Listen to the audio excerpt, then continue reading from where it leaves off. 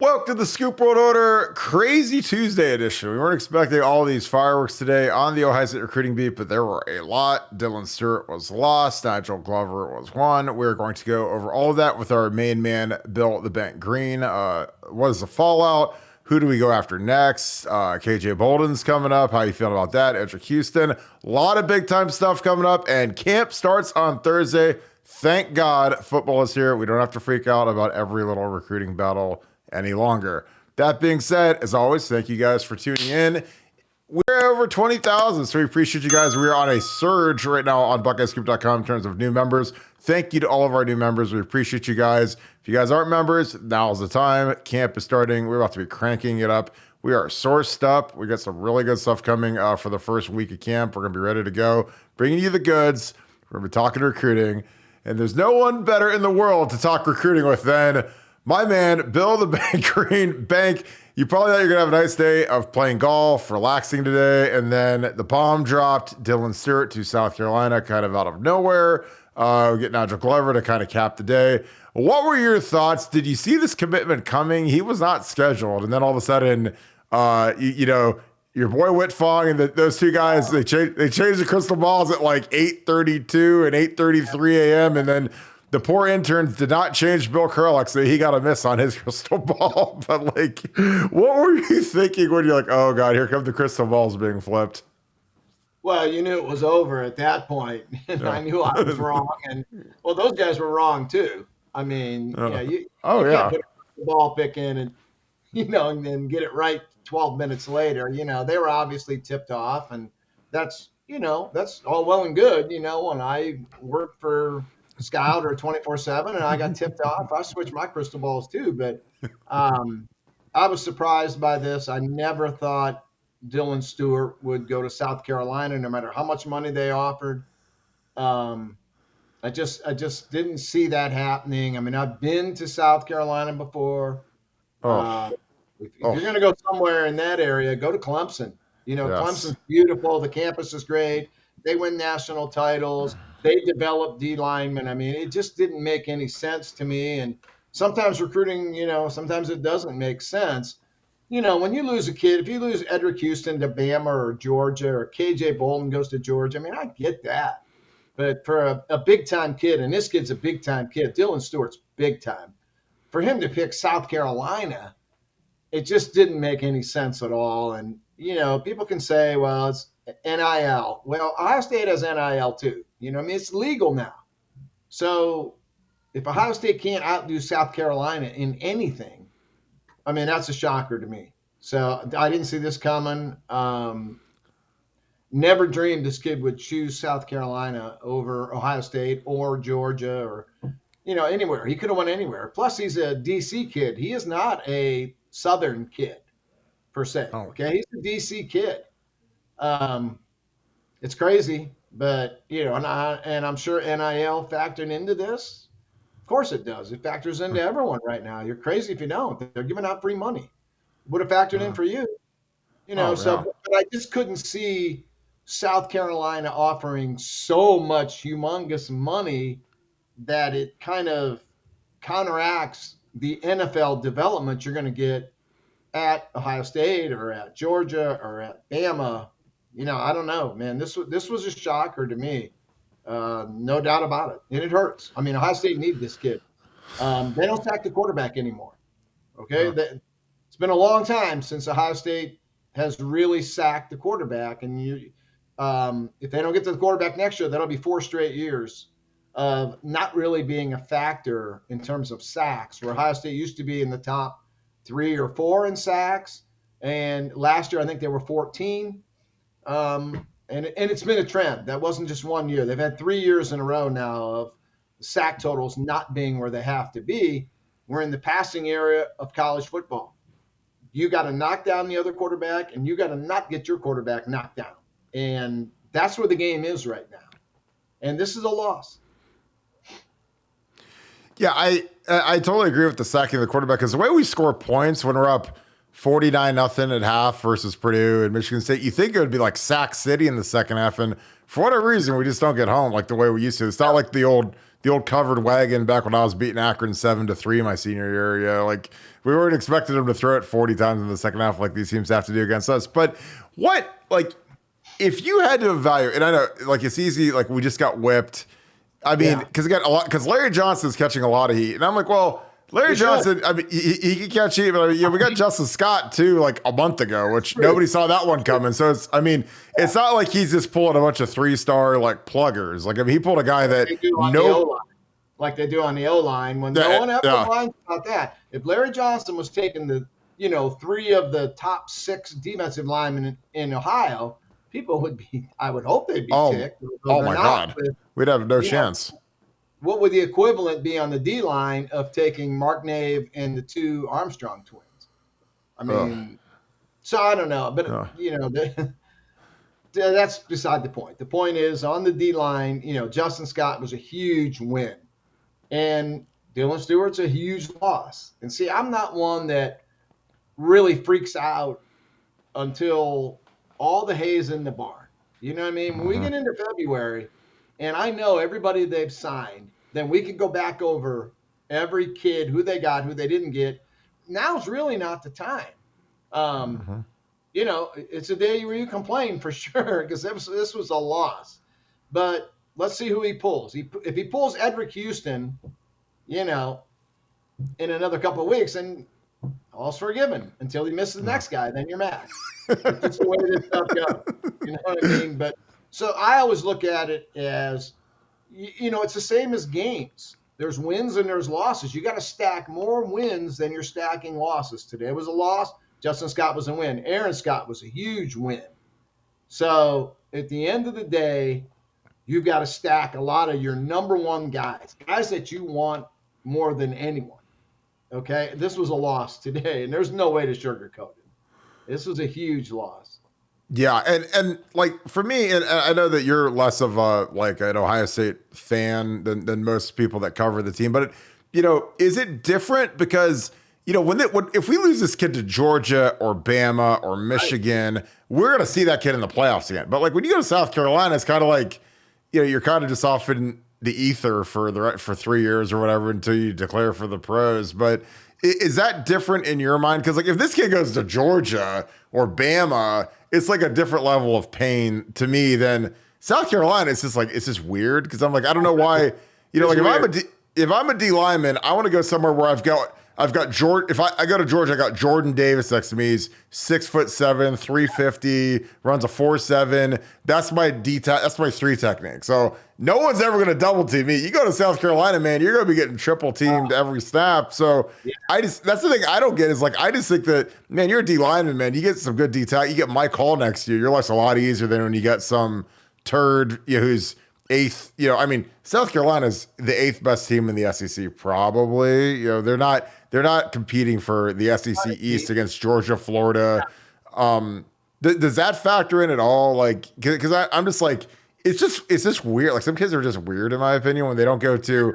If I'm this kid, I'm going to Bama, Georgia, Ohio State, and that's kind of it. Or Michigan makes sense. Or Michigan, yeah. Their defenses have been better than Ohio State's defenses recently. So, go to one of the factories if you want to be. And I imagine NFL has got to be the goal for Dylan Stewart. Oh yeah. Go to one of these factories that puts out NFL D linemen. It makes no sense. I never would have believed that a kid would choose South Carolina, over Ohio State or Georgia or any. He could have went anywhere in America. Anyone would have taken it. And I mean, I'm sure NIL was a factor, but, it's not like at Ohio State they were giving him McDonald's coupons or Georgia would have had him, pay for his own room. I mean, I don't know. To me, it was weird, and I think weird's the right word to use here. It didn't make any sense. I said I had to see it to believe it, and I saw it, and now I believe it. So the kid did choose South Carolina over a lot of these football factories. Does I get your temperature on KJ Bolden because everyone's dying to know about KJ Bolden. Yeah, how are you feeling about KJ Bolden right now? I mean, I wish I could be. Wish I knew. I don't know, and I did speak to KJ Bolden. There was an off-the-record conversation back in February in Florida. He did not know I was in the media, and by the time I identified myself as that, he'd already kind of said some stuff. So it was very pro Ohio State, no doubt about it, but that was months ago. So, I don't know. These kids are good right now. And just because you flip your crystal ball pick to the right school 9 minutes before the announcement comes out, that's a miss. Okay, I'm sorry. Stevie's my guy. Fun. You missed this one. Okay, I missed it. Okay, but you missed it too, and so did Brian Doan. You can't switch it when the edit comes in and it's like, oh yeah, I'm picking South Carolina. It's a tough year this year, man. There's been a lot of misses, by a lot of people that are a lot better at this than I am, and the kids are getting so good at this stuff. KJ Bolden, I think Ohio State's in it. Am I calling him to Ohio State? Nope. What school would I call him to? I don't know. You know what I mean? There's a lot of stuff out there about Auburn. There's a lot of Florida State stuff out there. To me, Georgia makes all the sense in the world, but he's a Buford kid in Georgia, and those kids don't always go to Georgia. So this one is just, it's coin flip city, and I don't even know. I know he's very pro Ohio State. I know that for a fact. But, we'll see. We're going to find out soon. Next up, Edric Houston. It's like we got like 5-star just coming down the pike. Yeah. He's in the middle of August. How are you feeling about him? I love his film. I think he's fantastic. I do too. I would rather have Stewart than Houston, but I'll take either of them and, rob Dairy Marts to get either of them. But Houston to me is Cam Hayward. Stewart is that pure blur off the edge that I think they really need. I think Stewart is potentially what we thought Zach Harrison was going to be, that he never became that, and that's what they need. Although, man, that Edric Houston, to me, he's a Cam Hayward type, move him around. He can play inside, he can play outside. Yeah, he's next up. I mean, and Larry Johnson, he's on the clock here. He's had a lot of misses lately, a lot of misses of guys that I think 7 or 8 years ago, Larry Johnson would have got these guys. I really do. So is he slipping? Is it time to replace him? I'm not saying that. I'm just saying he's under the microscope right now. And the one thing with Ryan Day, man, he ain't scared to change coaches. I mean, Ryan Day has made more coaching changes in 4 years than Jim Tressel made the whole time he was at Ohio State. That Tressel staff stayed together forever. Same dudes, not this guy. Fact. Ryan Day will move anybody out at any time. So, Larry's on the clock right now. I think he is. I think he's feeling some heat tonight. And you were in the business. LeBron James said it best about NBA basketball, and it applies to every sport. It's a miss or make game. That's what it is. You know what I mean? It was NIL or it was this or it was that. No. Did you get the purchase order or the other guy get the purchase order?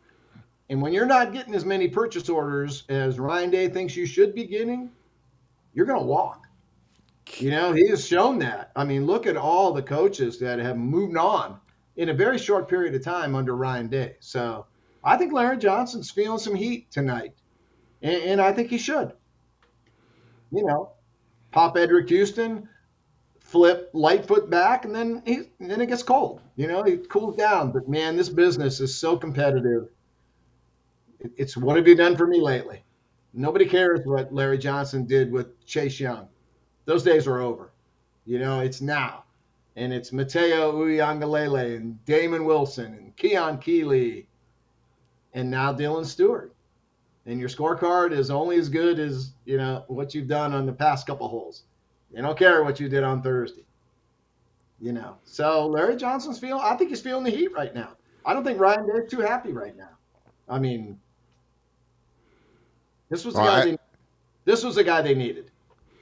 Yeah, I mean, we were around when Tony Alford whiffed on those running backs, man, and we knew it was heating up in the WAC. I mean, it's, we've heard it. I mean, he gets cranked up, man, when you miss on these guys. And the hard part for Larry is, like, there's just no good defensive linemen in Ohio generally. So you can't get those 3-star guys and hope to develop them.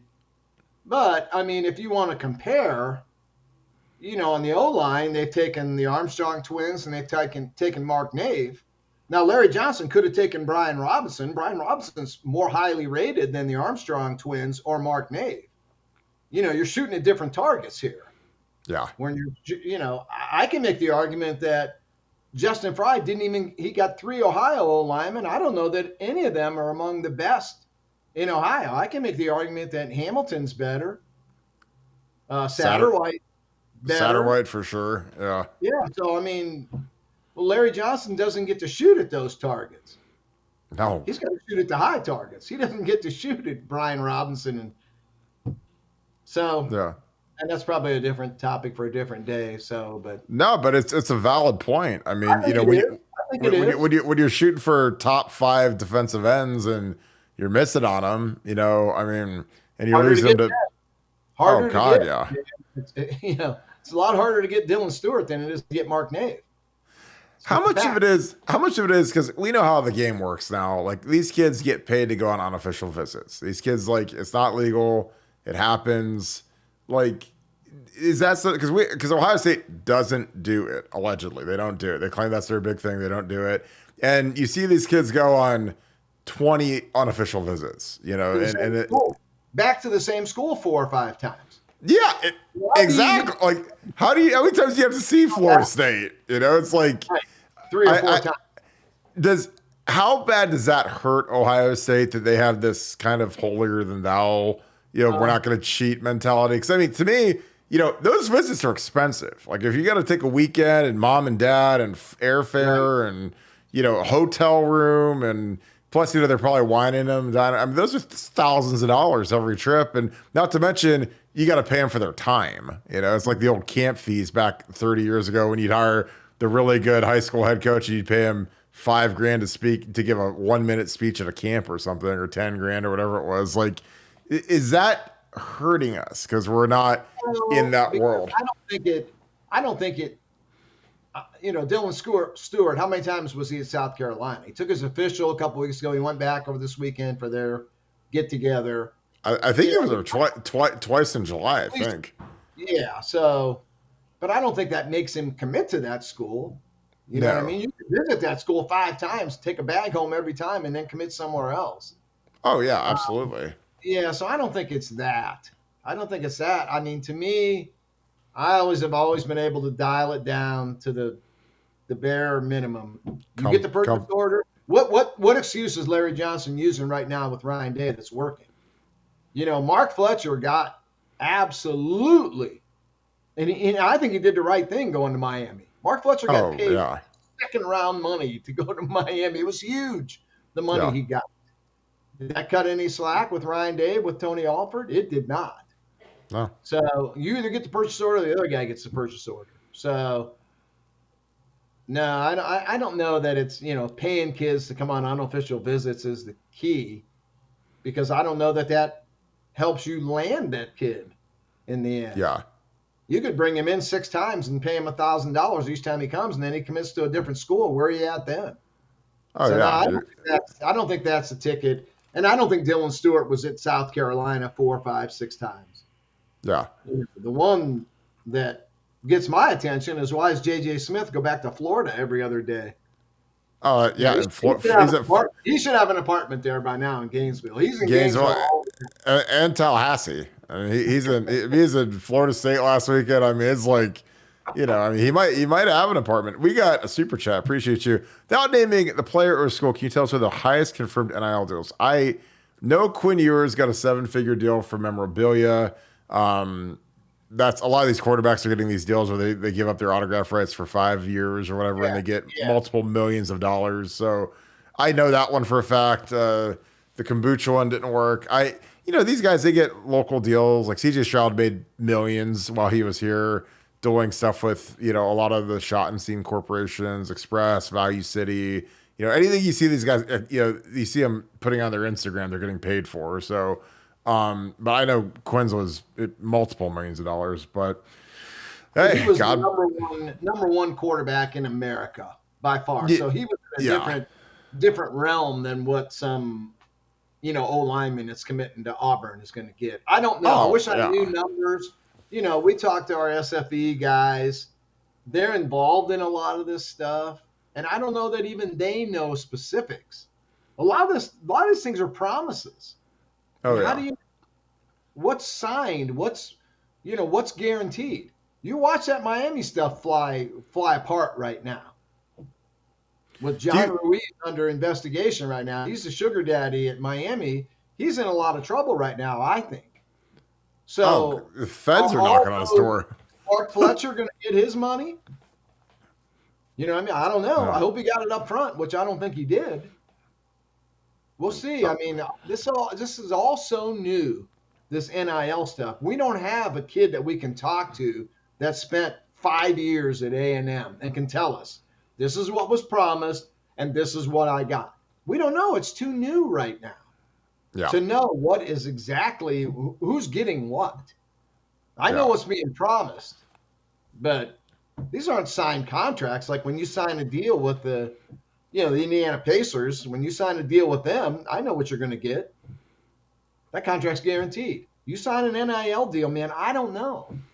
Yeah. We're going to see a kid, Samson Okunlola. Do I know that he's going to get every nickel was promised to him at Miami with NIL now, the NIL leader down there being investigated? He may get nothing. And you may see Samson in the transfer portal real soon. Oh, easily. I don't know. It's too new. This is so new, and it's so Wild West that it's really hard to answer that question that guy just asked. It's hard to answer that intelligently. Yeah, and they seem like promises more than they're like when you sign C.J. Stroud's contract with the NFL. I know what he's going to get. Yeah. But these NIL deals, I don't know if you're going to get what you're promised.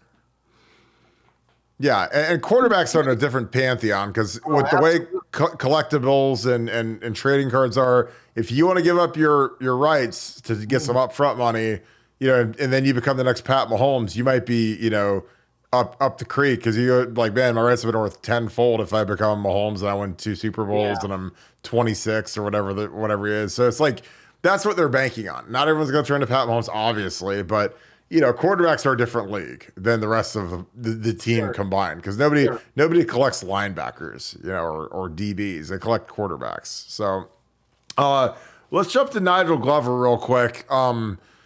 This is a weird one, Bank. I mean, we didn't want him at first. Goes to the worst team in the Big Ten. They were 1-11 last year or 1-10 or whatever they were. They were terrible last year. I think they won like 1 game. Coach gets whacked. Honestly, one of the most shocking turn events ever. Pat Fitzgerald, I thought would be there forever because he's turned down big NFL things. Now he's in a heated lawsuit with his alma mater, and so Nigel Glover decides to dip out, which I completely get because he's jumping off the Titanic before it goes to the bottom of the ocean right now. So, and then he comes out smelling like a rose and lands at his dream school. Like, have you ever seen anything like this in your life of all your recruiting where they don't want you, and then you go somewhere, and then the nuclear bomb gets dropped, and then you get to go to your dream school? Yeah, it doesn't make any sense to me because he was visiting schools here, in the past week that wanted nothing to do with him, like not just 3 years ago, but a few months ago. Like he signed in December. It's only August right now. You know what I mean? What is he? Have they seen him? Have they seen him work out? Have they seen him in pads? Have they seen him run? Has he been to their camp? No. I don't get it, really. I mean, I guess if you have room and you take a kid and maybe it works out, maybe it doesn't. But this guy ended up, Michigan State, Ohio State. He hit the lottery with Pat Fitzgerald getting fired is the greatest thing ever happened to this kid. Oh, yeah. Do you see? State, I mean, who is Ohio State? I think he's going to be a linebacker at Ohio State. I don't think he's a safety at Ohio State. I think he has to play linebacker. And who have they recruited at linebacker recently? Not much. Nobody. We didn't get anybody last year. 0. No. And this year, Peyton Pierce, I like Peyton Pierce, but I don't think he's the same type of player as Nigel Glover. I think Nigel Glover would play the Steel Chambers spot. Peyton Pierce will play the Tommy Eichenberg spot. So, I don't know. Good for the kid. Good for the kid. He hit the lottery here. Yeah. You know, you have to play for a dog crap team that, now he's given up that Northwestern education, but, a degree from Ohio State or Michigan or where it's going to serve him very well. Yeah. So, It's all the same. Yeah, You good for know. that. Good for him. You'd rather go to Ohio State, be the hometown hero, and enjoy football. Because I mean, you go to Ohio State, you're going to be 11-1, 10-2 every year. You go to Northwestern, you're going to be 0-12. They're going to be 0-12 this year. Then they're going to fire everybody, and you have no idea who they're bringing in as their new head coach, and you might hate it even worse. So you're going to go sit through the worst season in school history because they're going to be awful. Like they were already bad last year with Fitzgerald and Skoronski and all. They had a first round left tackle and. They were terrible last year. And then you lose the guy who's their Archie Griffin, Pat Fitzgerald. They whack him. And there's going to be this lawsuit. And there could be, who knows what, if the NCAA does anything about all the bad stuff going on or whatever. Once they open up that rock and they start investigating, you have no idea what they're going to find. I mean, so I think he came out small like a rose. I've never seen anything like it. Camp starts on Thursday. I know that you don't care about training camp just because training camp is kind of boring. What group has the most pressure on it? I think I know where you're going to go with this, but I'm just dying to know if you're going to say. Well, there's two. I mean, number one, you have to have a quarterback in these day and times. I know Georgia won back-to-back with a walk-on. I don't advise anybody to follow that path. So quarterbacks, you got to have a quarterback. But, Ryan Day's always been able to put quality QB out there on the field. It's O-line for sure. You put 3 in the NFL last year. 3 NFL O-linemen walked out the door. They were your 3 best O-linemen. And who are you replacing them with? I have no idea. I don't think Justin Fry knows who's starting right now. I don't think Ryan Day knows who's starting right now. So that's a concern. When I judge these teams, we've done this stuff with Phil Steele before. And, to me, it's head coach, quarterback, defense, and O-line. I don't have running back or wide receivers or linebacker. O-line is that important to me. And when it's kind of twofold this year. Not only are you breaking in a new quarterback who, whether it's Devin Brown, or Kyle McCord, neither of them done anything.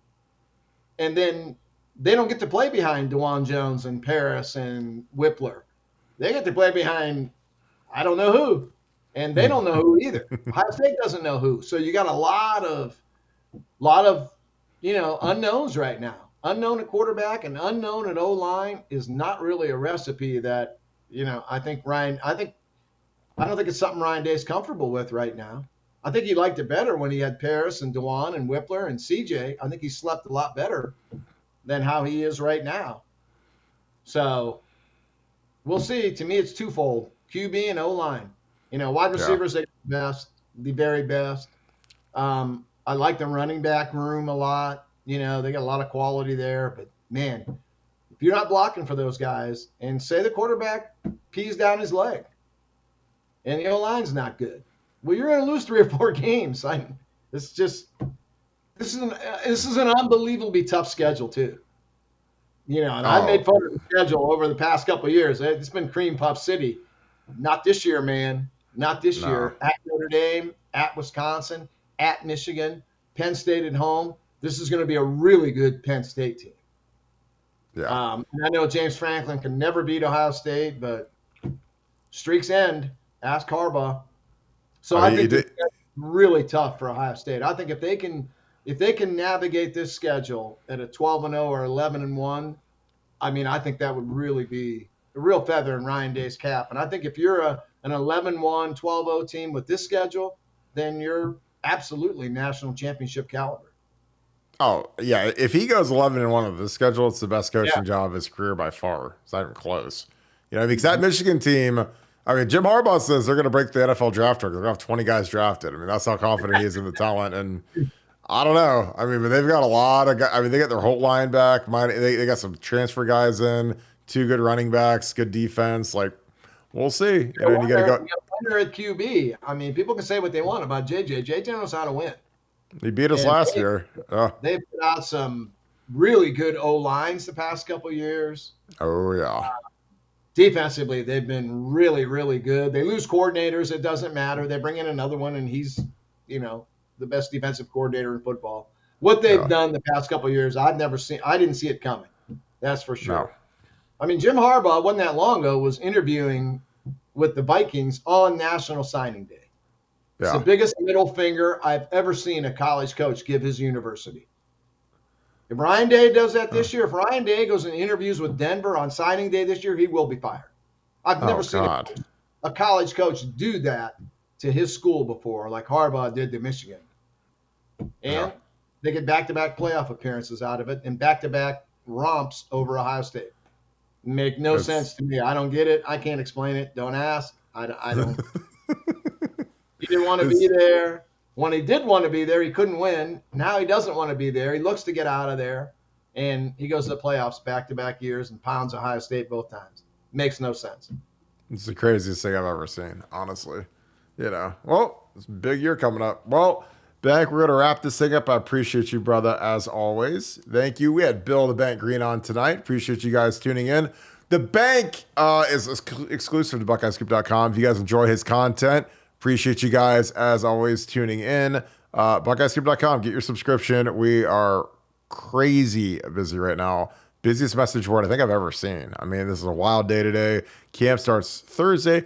We've got NFL football on Thursday. The Browns, DeJuan Jones makes his rookie debut. We'll be watching that. We appreciate you guys so much tuning in. If you enjoy this content, please leave us a like, click subscribe, and click that little alert bell. Get us cranked up. We appreciate you guys so much, as always. If you enjoy this content, I'll tell you our message board is crazy. Jump on it, subscribe to it. It's the best money you'll ever spend as a companion to your college football season. So thank you so much, Scoop family, and thank you, Buckeye Nation. I'll talk to you guys tomorrow. Go Bucks.